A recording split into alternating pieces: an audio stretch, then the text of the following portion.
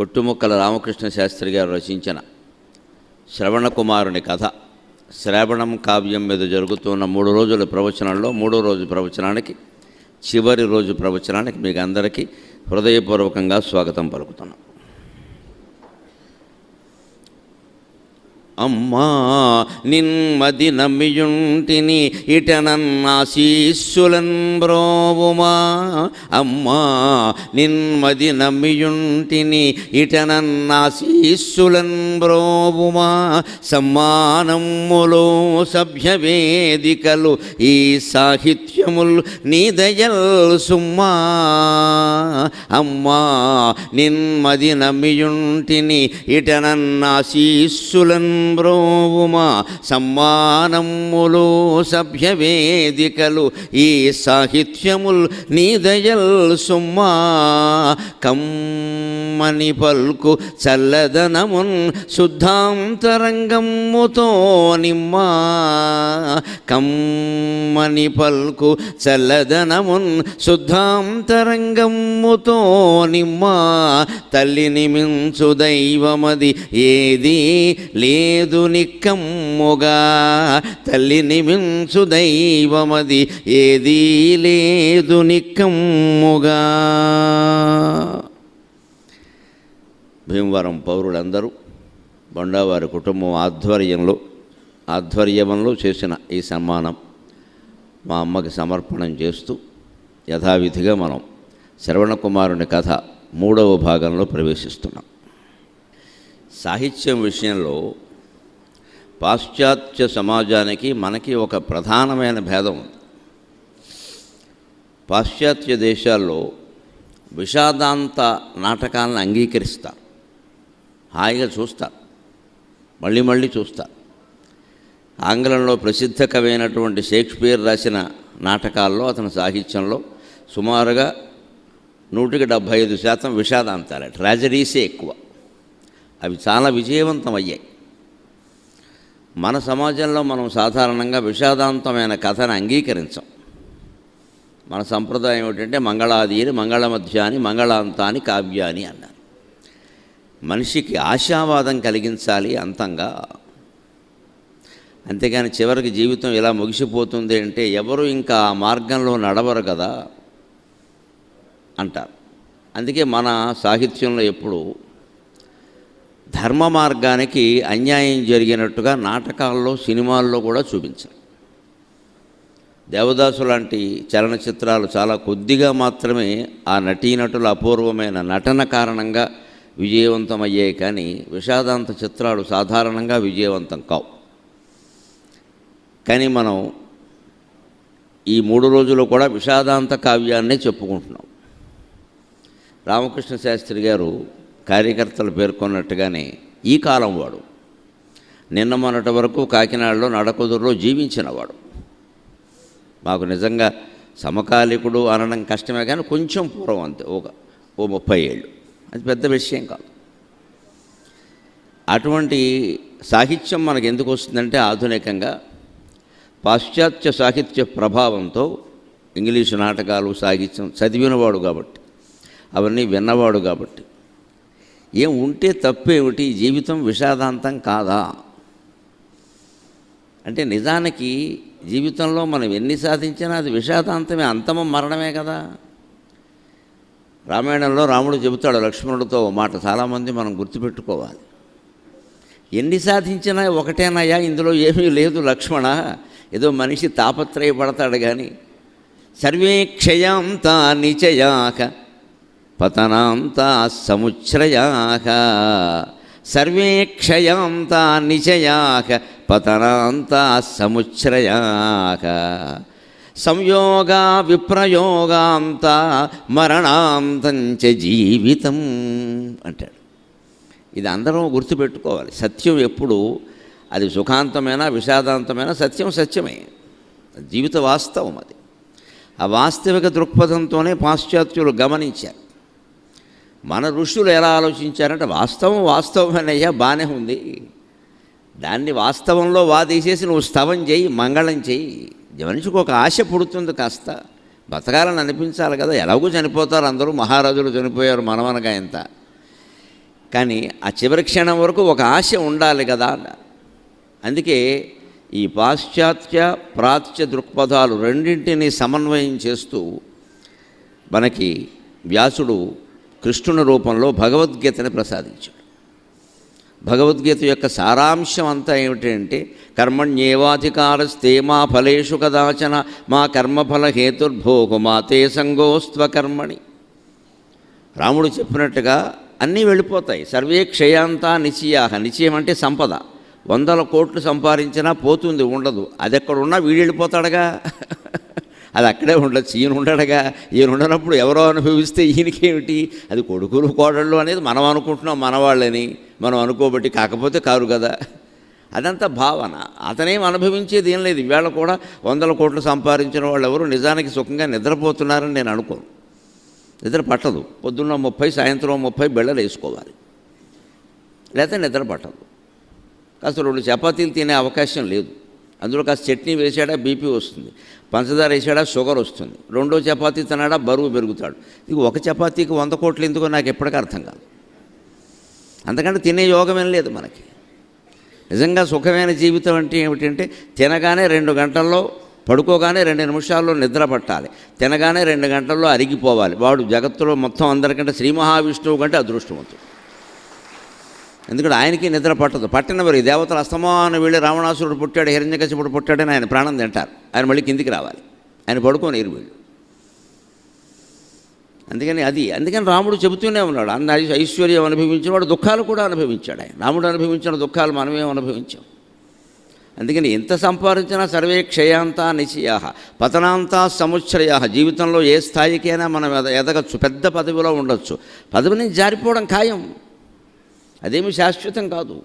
అది శాశ్వతం కాదనే విషయాన్ని గమనిస్తే ఉన్న కాలం ఏదో జాగ్రత్తగా ఉంటాం. అన్యాయాలు అక్రమాలు చేయకుండా మనం దిగిపోయినా కూడా, చనిపోయినా కూడా మన గురించి ప్రజలు చెప్పుకునేలా ఉంటే ఆ పదవికి సార్థకత వచ్చినట్టు లెక్క. అది మానవ జీవితం. ఇంకో మాట చెప్పాడు, మనకు కొంచెం కష్టంగా ఉంటుంది వినడానికి, కానీ ఆ మాట చెప్పాడు రాముడు. సంయోగ విప్రయోగ అంతా. ఎవరిని ఎవరు ఎంత ప్రేమించినా వియోగం తప్పదు. తల్లిదండ్రులు అంతే, భార్యాభర్తలు అంతే, పిల్లలు అంతే, స్నేహితులు అంతే. Close friend. ఇంగ్లీష్ భాష కూడా చాలా గొప్పది. క్లోజ్లో సీ తీసేస్తే లూజే. క్లోజ్ ఎక్కడుంది? క్లోజ్ అయిన కొద్దీ లూజు పెరుగుతుంది. అసలు అంత క్లోజ్ ఎవరికి కాకూడదు. అసలు భార్యాభర్తలైనా సరే ఎంతవరకు అంతవరకే. భార్యకు కూడా చెప్పుకున్న విషయాలు కొన్ని ఉంటాయి, భర్తకు కూడా చెప్పుకున్నవి కొన్ని ఉంటాయి, భగవంతుడితో మాత్రమే చెప్పుకోవలసినవి కొన్ని ఉంటాయి, ఆత్మవిమర్శ మాత్రమే చేసుకోవలసినవి కొన్ని ఉంటాయి. తప్పదు, ఇది చెప్తే కొంపలు అంటుకుంటాయి. అవతల వాళ్ళు 10 మందికి చెప్పేస్తారు వెళ్ళి, ఇంక చెప్పక్కర్లేదు ఇవన్నీ. అందుకని ఎంత ఎవరితో ఎటువంటి ఆత్మీయ బంధం ఉన్నా వియోగానికి సిద్ధంగా ఉండాలి.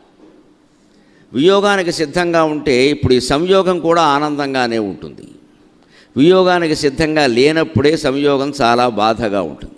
దేవదాసు సీసా, శాలువ, గజ్జికుక్క, జగమేమాయ ఎందుకు వచ్చిందంటే వియోగానికి సిద్ధంగా లేడు. వియోగానికి సిద్ధంగా లేడు. సిద్ధంగా ఉంటే ఉండదు అలాగా. అదే శ్రీకృష్ణుడు మన పురాణాల్లో మహావీరుడు, మహాధీరుడు. సరే, భగవంతుడికి చెప్పేది ఆయన అన్నిటికీ సిద్ధంగా ఉన్నాడు. అందుకే చివరిలో ఆయన యుద్ధం అయిపోయిన తర్వాత తన సొంత కుమారులు 80 మందిలో 72 మంది ఒక్కసారి పోయారు. ఏమీ పడలా. చెట్టు కింద కూర్చుని వేణువు వాయించుకుంటూ కూర్చున్నాడు. వాళ్ళ కర్మ వాళ్ళు అనుభవిస్తున్నారు, పోనీ గాంధారి శాపం అన్నాడు. ఈయన కూడా అదే రకంగా ఎవరూ లేకుండా ఒంటరిగానే మరణించడానికి కొంగుబట్టి గాంధారి శాపాన్ని భరించాడు, తన భక్తులైనటువంటి పాండవుల్ని కాపాడడానికి. ధర్మరక్షణ అంటే భగవంతుడికి అంత ఇష్టం. భక్తుల్ని కాపాడడం కోసం ఆయనే శాపం భరించాడు. లేకపోతే ఆ శాపం ధర్మరాజుకు పడేది. ఈయన వెనక్కి తీసి ముందుకెళ్ళాడు. ఇది మన సాహిత్యం, మన పురాణాల విశేషం. నీకు సుఖాంతము కాదు, దుఃఖాంతము కాదు. జీవితం ఎలాగూ అంతమే, ఎప్పుడప్పుడు అంతం అవుతుంది. కాబట్టి దాన్ని ఎప్పటికప్పుడే నీ పని నువ్వు చేసావా లేదా, చనిపోయే చివరి క్షణంలో కూడా నీ పని నువ్వు చేసావా లేదా, అలా చేస్తే ఆ వ్యక్తికి ఫలితం మాట ఎలా ఉన్నా పనిలోనే ఆనందం కలుగుతుంది. మనం కొంచెం కాస్త గాఢంగా దృష్టి పెట్టాల్సిన విషయం ఏమిటంటే, చెడ్డ పనులు చేసేవాళ్ళని మీరు గమనించండి. ఎంత ఆవేశంతో, ఆనందంతో పనిలో లీనమై చేసేస్తారో చూడండి. ఫలితం మీద దృష్టి పెట్టారు. ఫలితం మీద దృష్టి పెట్టిన వాడు ఎవడు చెడ్డ పని చేయడండి. తర్వాత చెడ్డ పేరు వస్తుందని తెలియదా? నేరం బయటపడుతుందని తెలియదా? పోలీసులు బట్టికెడతారని తెలియదా? శిక్ష పడుతుందని తెలియదా? అసలు ఆ దృష్టి ఉండదు. ఒక రకంగా కృష్ణుడు ఆదేశాన్ని వాడు బ్రహ్మాండంగా అనుసరిస్తున్నాడు. ఫలితం మీద దృష్టి పెట్టకుండా పనిచేయమని. వేసేయి ముందు తర్వాత చూద్దాం అంటాడు వాడు. ఇంక చూసేది అంతే, వేసేయి. అదే చెప్పింది మరి కృష్ణుడు. వంకరగా అర్థం చేసుకుంటే అంతే. నువ్వు ఫలితం మీద దృష్టి పెట్టక పని చేయంటే మర్డర్ చేసేవాడు ఏమంటాడు? కృష్ణుడు చెప్పాడు కదండి, అందుకే వేసేసానండి ఏమైనా కానీ. ఏమవుతుంది తర్వాత? వాడు సుఖంగా పైకి పోయాడు, మనం లోపలికి పోయాం బతికేళ్ళు. ఇక్కడే మంచి వాళ్ళమైన మనం దృష్టిలో పెట్టుకోవాల్సింది ఏంటంటే, చెడ్డ పని చేసేవాడు ఫలితం మీద దృష్టి లేకుండా తన పనిలోనే వెర్రి ఆనందం పొందుతున్నాడు కదా. మంచి పనులు చేసేవాళ్ళం మనం ఫలితం ఎందుకు ఆశిస్తామండి? పనిలోనే ఆనందం పొందాలి మనమంతా. ఖచ్చితంగా మన పనిలోనే ఆనందం పొందాలి. మనకి పట్టుకున్న ఒక పెద్ద బలహీనత ఏమిటంటే, ఈ చిన్న పూజ చేసినా సరే దీనికి ఫలితం ఉంటుందంటే ఉండదు. ఏమీ ఫలితం ఉండదు. నీ మనస్సులో ఆనందం తప్ప. చేయవా, మానత్తవా? ఇది మంగళవారం ఫలితమా, శుక్రవారం ఫలితమా? ఈ దరిద్రాలన్నీ ఎందుకు వస్తాయంటే ఫలితం గురించి ఏడవడం వల్ల. ఫలితం లేకుండా చేయలేవా? అంటే చెడ్డ పని చేసేవాడు తనకి శిక్ష పడుతుందని తెలుసుంటూ కూడా ఫలితం మీద దృష్టి పెట్టకుండా చేసుకుంటూ వెళ్ళిపోతున్నాడు కదా. అంటే వాడి మనస్తత్వం మనం ఆలోచిస్తే వాడు చాలా తీవ్రంగా పని మీదే దృష్టి పెట్టాడు, అందులోనే ఆనందం పొందుతున్నాడు వాడు. మరి మనం మంచి పని చేసేవాళ్ళం ఫలితం మీద దృష్టి పెట్టకుండా పనిలో ఆనందం పొందలేమా? సరిగ్గా ఈవేళ కథలో మీరు శ్రవణ కుమారుడు తల్లిదండ్రులు కూడా పని మీదే దృష్టి పెట్టారు. చివరి క్షణం వరకు పని మీదే దృష్టి పెట్టారు. నిన్ననే శ్రవణ కుమారుడి విషయంలో అది విన్నాం. అప్పటికే నిన్న ఆయన మరణించినట్టుగా చెప్పుకున్నాం మనం. ఆ చివరి క్షణం వరకు ఆయన తన పని మీద దృష్టి పెట్టడం అంటే ఏమిటి? మా అదుగో అక్కడ దప్పికతో బాధపడుతున్నారు. దప్పిక చేతవారు బహుధా తప్పించుచునున్నవారు నే చెప్పగలేను రాజా, ఇటగిక జీవితమెట్లును లేదు నాకు, నీవిప్పుడబోయి ఆ ఇరువురికి తృష తీర్చి నీవిప్పుడబోయి వారలకు నిర్వురకు తృష తీర్చి వెంక ఆ ముప్పును చెప్పుమో ఆ పైన బుట్టెడు పుట్టగబోవునర్థముల్ అని చాలా వేదాంతం మాట్లాడాడు. మా తల్లిదండ్రులకి మంచినీళ్ళు ఇచ్చి చాలు, నా చివరి కర్తవ్యం ఇదొకటే, ఈ తర్వాత నేనేం చెయ్యలేను. అందుకే నువ్వు ఎలాగూ ఈ వార్త చెప్పక తప్పదు. నువ్వు ఇచ్చిన తర్వాత వాడు మా అబ్బాయి ఏడని అడుగుతాడు. నువ్వు చేతులతో మంచినీళ్ళ కుండ వాళ్ళ చేతిలో పెట్టినా నీ చేతుల స్పర్శతో గ్రహిస్తారు ఇది మావాడి చెయ్యి కాదని అడుగుతారు ఖచ్చితంగా. అప్పుడు నువ్వు అబద్ధం ఆడలేవు. అందుకని చెప్పవలసి వస్తుంది. కానీ మంచినీళ్ళు ఇచ్చి వాళ్ళు తాగిన తర్వాత తృప్తి పడిన తర్వాత చెప్పు విషయాన్ని అన్నాడు. ఇదే చివరి క్షణంలో కూడా ధర్మ పరిరక్షణ చెయ్యడం. ఇది భారతీయ సిద్ధాంతం. అందుకని అటువంటి జీవితాలు విషాదాంతమైనా సుఖాంతమైనా మనం అంతగా మాట్లాడుకోవలసిన అవసరం ఏం లేదు. మరణాంతంచి జీవితం అని రామచంద్రమూర్తి రామాయణంలో చెప్పినట్టుగా ఎవరి జీవితమైనా మరణంతో ముగుస్తుందంటే మరణం మన దృష్టిలో విషాదమే కదండి. అంచేత దాని గురించి అంత బాధపడక్కర్లేదు. విషాదమైన సుఖాంతమైన చివరి వరకు మన పని మనం చేశామా లేదా. ఇప్పుడు వాళ్ళ తల్లిదండ్రులు కూడా వాళ్ళ బాధ్యతలు చివరి క్షణంలో పుత్రశోకంతో ఉన్నప్పటికీ ఎలా నిర్వర్తిస్తారో చూస్తాం. దశరథ మహారాజు బాధ్యత కూడా ఎలా నిర్వర్తిస్తాడో చూస్తాం. మొత్తం మీద ఈ కథలో కూడా ఏదో పొరపాటున జరిగింది తప్ప విలన్ అనేవాడు లేడు. అందరూ హీరోలే, అందరూ నాయకులే. ఈ కథలో కూడా విలన్ అని ఎవరు దశరథ మహారాజును కూడా పేర్కొనడానికి లేదు. ఆయన చేసింది నేను స్పష్టంగా చెప్పాడు. ఆయన ముని కుమార విచారణ బుద్ధి లేక వచ్చినది గాని బుద్ధిపూర్వకముగా వచ్చినది కాదు. నేను కావాలని చెయ్యలేదయ్యా, ఆలోచించలేదు. ఏమిటో శబ్దవేధి శరం ప్రయోగిస్తున్నాను. బుడుం బుడుం బుడు బుడు స్వానమ్ములు వినపడగానే ఏనుగు అనుకుని వేసేసాను తప్ప కాస్త చూస్తే బాగుంటుందనే ఆలోచన నాకు రాలేదు. ఆ రాకపోవడంలో ఏ మహాశక్తులు నా బాణంలో దూరి పనిచేసేయో నాకు తెలియదయ్యా. నన్ను క్షమించగలిగితే క్షమించు, లేక మార్తువో శాపవన్నీ అన్నాడు. లేదు శాపం అనే అగ్నిలో నన్ను దగ్ధం చేయదలుచుకుంటే చెయ్యి అన్నాడు. అతను వదిలేశాడు. అందరూ అలాగే వదిలేయాలని లేదుగా. ఇప్పుడు తర్వాత కథ చూద్దాం. అందుకని వాళ్ళ దగ్గరికి వెళ్ళి ఈ విషయం చెప్పవయ్యా, చెప్పే ముందు మంచినీళ్ళు ఇచ్చి మంచినీళ్ళు వాళ్ళు తాగిన తర్వాత చెప్పవయ్యా అన్నాడు. అలా బయలుదేరాడు. ఎలా బయలుదేరి వెడుతూ అక్కడ ఆ కథ ఎలా చెప్పాడో గొట్టుముక్కల రామకృష్ణ శాస్త్రి గారు చెబుతున్నాడు. ఒక చావు వార్త చెప్పాలి అంటే ఎంత యాతన పడతాడు మనిషి.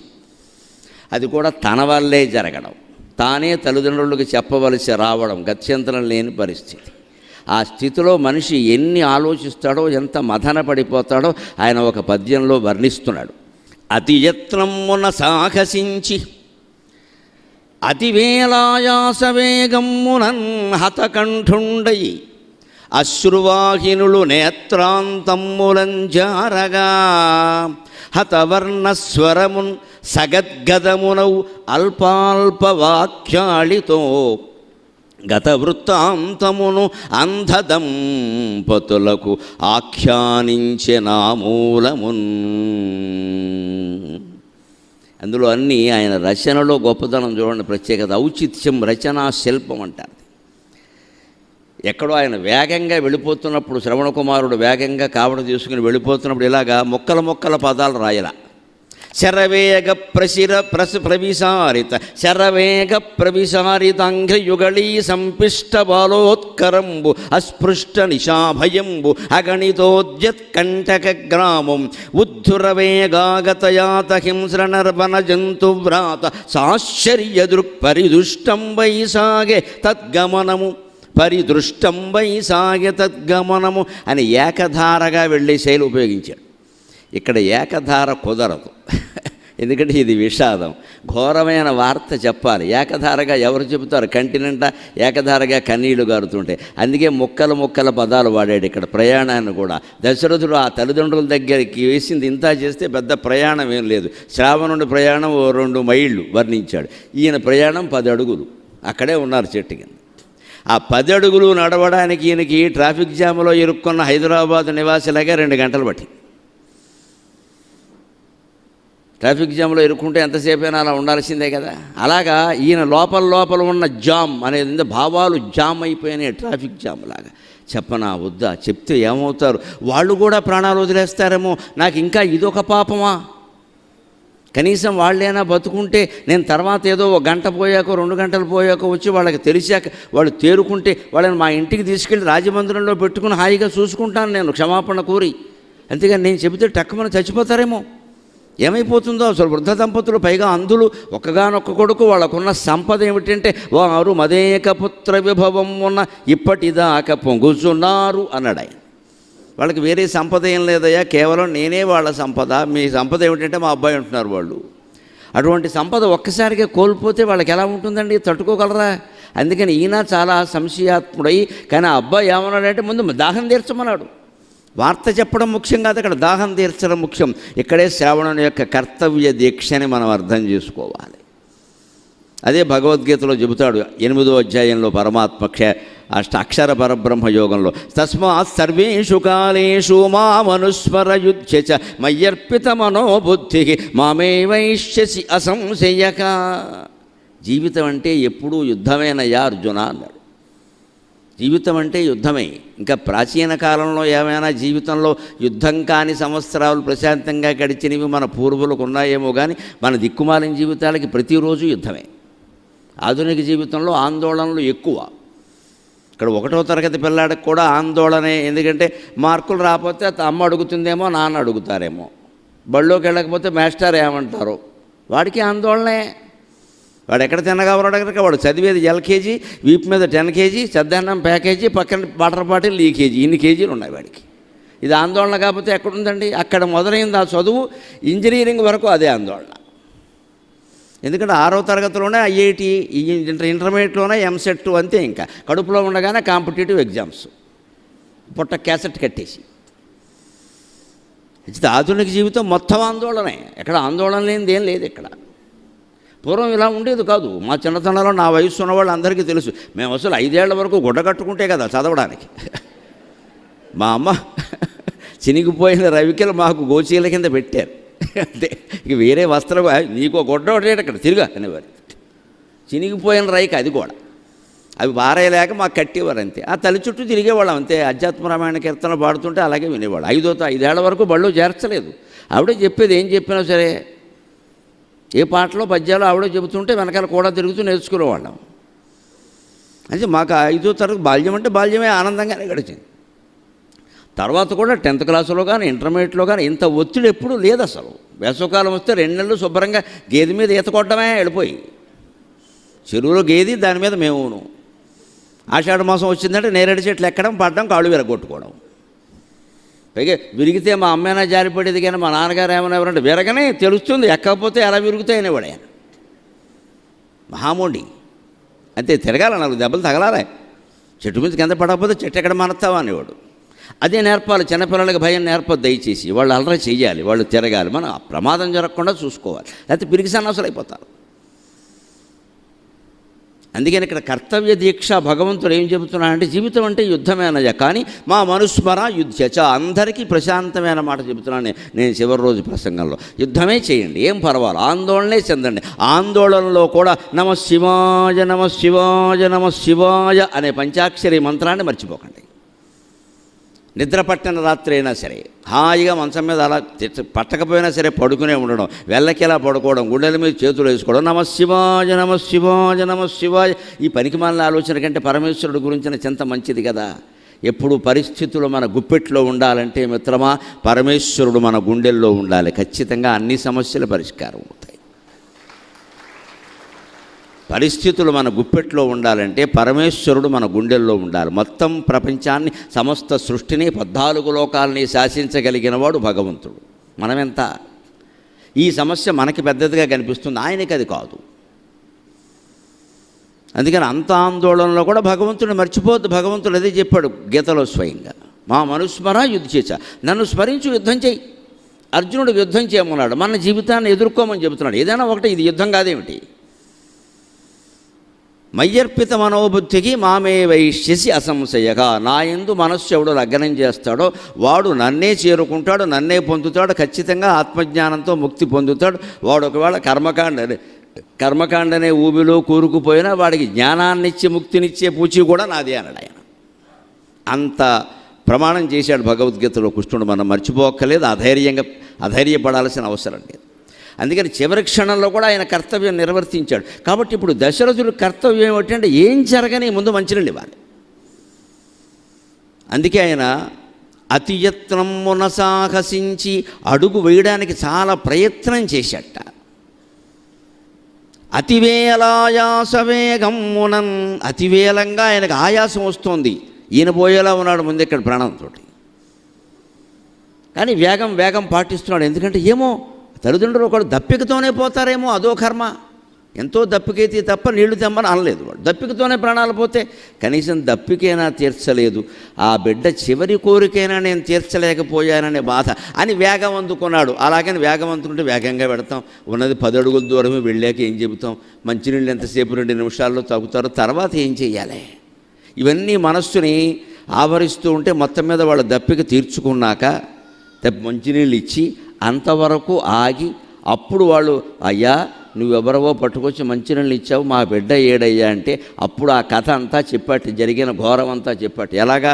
హతకంఠుండై, కంఠం రావడం లేదు చెప్పడానికి. అశ్రువాహినులు నేత్రాంతమ్ములంజారగా, వాళ్ళ కనపడడం లేదు కానీ ఈయన 2 కళ్ళ వెంట కన్నీటి చారికలు గంగా యమునా నదిలా స్రవిస్తున్నాయి. హతవర్ణస్వరము, వర్ణాలు అక్షరాలు స్పష్టంగా రావట్లా, కనీసం స్వరం కూడా స్పష్టంగా రావట్లా, ఏదో మూలిగినట్టుగా ఉంది మాట కూడా. సగద్గదమునవు, మధ్యలో గాద్గద్యం వణుకొస్తోంది, కంఠంతో చెప్పలేకపోతున్నాడు. ఏం చెబుతాడు? ఏమైనా శుభవార్త? అల్పాల్పవాక్యాళితో, చిన్న మాటల్లో చెబుతున్నట్ట. నేను రఘువంశంలో పుట్టానండి, నా పేరు ఇలా 2 సార్లు 3 సార్లు అంటూ దశరథుడండి అలాగా అనేలోగా ఆశీర్వచనం వద్దండి, అబ్బాయి అక్కడ ఉన్నాడు కదండి, అక్కడ అలా వెళ్ళాడు కదా, నేను అప్పుడే కర్మకాలి వేటాడానండి, వాళ్ళకి నెమ్మదిగా అప్పుడే ఆ బాణం వేశానండి, అనుకోలేదండి, ఏనుగేమో అనుకున్నానండి, అది వెళ్ళి తగిలిందండి, అబ్బాయి అని కూలిపెడతాను. సరిగ్గా మరణ వార్త ఎవరికైనా చెప్పవలసి ఉంటే ఇలాగే చెప్పాలి. అందుకే కవులు కావ్యాల్లో వీటికి పద్యాలు రాస్తారు ప్రత్యేకంగా, ఇలా చెప్పాలి. ఎవరో ఏదో యాత్ర బస్సులో ఏదైనా జరగచ్చు దుర్ఘటన, వాళ్ళ తల్లిదండ్రులకో లేదా భర్త మరణం భార్యకో, భార్య మరణం భర్తకో చెప్పవలసి ఉంది. మనం వెళ్ళిపోయి ఇదిగో మీ వాడు వెళ్ళిపోయాడు అనకూడదు. కొంపలు అంటుకుపోతే వీళ్ళు వెళ్ళిపోతారు వినేవాళ్ళు. ఇలాగే జరుగుతూ ఉంటాయిలే, కాఫీ పెట్టు అంటే ఇంకా దరిద్రం అది. అంటే వీడికి ఏమి దాని గురించి అసలు తీవ్రత ఏం లేదు ఇక్కడ, వీళ్ళింటూ జరగలేదు కదా.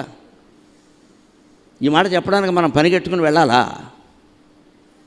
అటువంటిదే చెప్పవలసి వస్తే వీలైనంత వరకు మానేయడమే మంచిది, ఎలాగోలా తెలుస్తుంది. కానీ మనమే చెప్పక తప్పనిసరి పరిస్థితుంటే ఇది కావ్యాలు చదివితే సంభాషణ నైపుణ్యం అలవాటు అవుతుంది. మంచి వార్త ఎలా చెప్పాలి, చెడ్డ వార్త ఎలా చెప్పాలి, పని జరగాలంటే ఎలా మాట్లాడాలి, లౌక్యం అంటారు దాన్ని. అదేమో తక్కువ గుణం తప్పు గుణం కాదు, లౌక్యం మంచి గుణం, అందరం నేర్చుకోవాలి. లౌక్యం లేకే అమాయకులు ఆస్తులు పోగొట్టుకుంటారు. మన ఆస్తులు నిలబడాలంటే లౌక్యం నేర్చుకోవాలి. ఆ లౌక్యం లేకే విశ్వనాథ దత్తు భిక్షాటనకు వచ్చాడు. అంత దానం చేసేమని ఎవరు చెప్పారు? ఆయనకి ఏదో అట్టి పెట్టుకోవాలి కదా. బాబు నేను చేయలేనయ్యా, నాకు కరువు వచ్చిందని చెప్పొచ్చు కదా, తప్పే ఉంది. తనకు మాలిన ధర్మము మొదలు చెడ్డ బేరము ఉంది కదా. వ్యాపారంలో ఉన్నవాళ్ళు ఎవరైనా తగ్గిస్తారు ఇక నష్టానికైతే ఇవ్వరు కదా. అదే మొదలు చెడ్డ బేరం అంటే అసలు మూలంగా పెట్టిన పెట్టుబడి కూడా రాకపోతే అలాగా ఆ మాత్రం ఆలోచించాలి కదా, మళ్ళీ వ్యాపారం చెయ్యాలి కదా. ఈ లౌక్యం అంతా మనకి కావ్య పఠనం వల్ల అలవాటు అవుతుంది ఖచ్చితంగా. అందుకనే సాహిత్య ప్రయోజనాల్లో వ్యవహార విదే శివేతరక్షతయే సద్యపర నిర్వృతయే కాంతా సంహితతయా ఉపదేశయుజే అని కావ్య ప్రయోజనంలో చెబుతారు ఖచ్చితంగా. శాస్త్రంలో అలంకార శాస్త్రంలో చెబుతారు. కావ్యం వల్ల ప్రయోజనం ఏమిటంటే వ్యవహార విదే, వ్యవహార జ్ఞానం వస్తుంది. శివేతరక్షతయే, అమంగళాలు పోయి ఆయన జీవితంలో మంగళాలే జరుగుతాయి. సద్యపర నిర్వృతయే, ఆత్మానందం పొందిన మహర్షి ఏది పొందుతాడో ఈయన కూడా అది పొందుతాడు. ఎందుకంటే కాంతా సంహితతయా ఉపదేశయుజే, భార్య ఏదైనా ఒక పని భర్త చేత చేయించాలంటే నెమ్మదిగా సమయం చూసుకుని తమలపాకులు చుట్టుకుని చిలకల్లా చుట్టుకుని పక్కన చేరి నెమ్మదిగా సరసంగా సరదాగా ఇలా మొత్తం మీద గిల్లో గోకో ఏదో ఒకటి చేసి వాడిని మొత్తం మీద ఒప్పించేస్తుంది, అనుమానం లేదు అక్కడ. అందుకే సమయానికి తగు మాటలాడి అన్నాడు త్యాగరాజస్వామి కూడా. ఆ సమయానికి మాట్లాడడం తెలియాలి. లేకపోతే ఆయన ఇంటికి రాగానే చెమట పట్టేసి ఆఫీసులో కష్టపడి ఆయన ఉంటే ఫ్రిడ్జ్ కొనాలి కొత్తదట, నా తలకాయ అంటాడు, ఉన్న ఫ్రిడ్జ్ పగల కొట్టేస్తాడు. అప్పుడే చెప్పేది. దానికో సమయం ఉంటుంది, సందర్భం ఉంటుంది. ముందు వాడికి కావాల్సింది ఏమిటో, ఫిల్టర్ కాఫీ కావాలో లెమన్ టీ కావాలో ఇచ్చేయాలి. వాడు కాస్త శాంతించిన తర్వాత చాలా కష్టపడుతున్నారు ఏమిటో కుటుంబం కోసం అని ఒక 2 మాటలు మాట్లాడాలి, ఇష్టం ఉన్నా లేకపోయినా కూడా మనలో మన మాట. అందుకని మాట్లాడితే కాస్త ఖుషి అవుతాడు. ఏమిటో నువ్వు కాబట్టి అర్థం చేసుకోండి, సరే కానీ మన ఇంట్లో కొంచెం ఇబ్బంది అవుతోంది ఫ్రిడ్జ్ లేక అని మొదలెట్టాలి. అప్పుడు నెమ్మదిగా కాస్త కరుగుతాడు, ఏదో చేస్తాడు. అందుకని పెడిమని మాట్లాడితే ఎలా పనులు అవుతాయి? ఏదైనా చెప్పడానికి ఒక పద్ధతుడు. ఇది భయంకరమైన వార్త. అందుకని ఆయన హతవర్ణస్వరమును సగద్గదమును అల్పాల్పవాక్యాళితో చాలా చిన్న మాటలతో గత వృత్తాంతమును అంధ దంపతులకు ఆఖ్యానించి ఆమూలమున్